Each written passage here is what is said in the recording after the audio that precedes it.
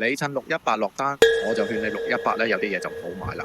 買咗智能開關裝唔到，買咗全在傳感器又調唔掂，買咗窗簾電機要等師傅2個月。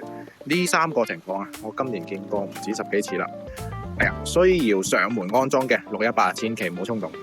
智能開關要零火線接線，必須要電工上門啦。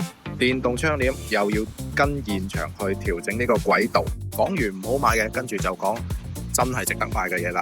普通嘅人體傳感器啊，貼喺大門走廊，人來燈亮，人走燈。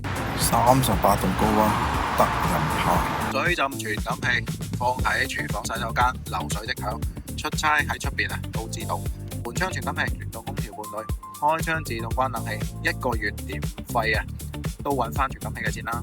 無線開關、智能燈泡、智能插座，即買即用，諗都唔使諗啦。呢幾樣撕開包裝即刻用，疊加國寶100幾蚊起，即刻買即刻玩。智能家居咧就唔貴嘅，係裝錯先貴嘅啫。自己裝得到嘅嘢就即刻買，要揾人安裝嘅就要諗清楚。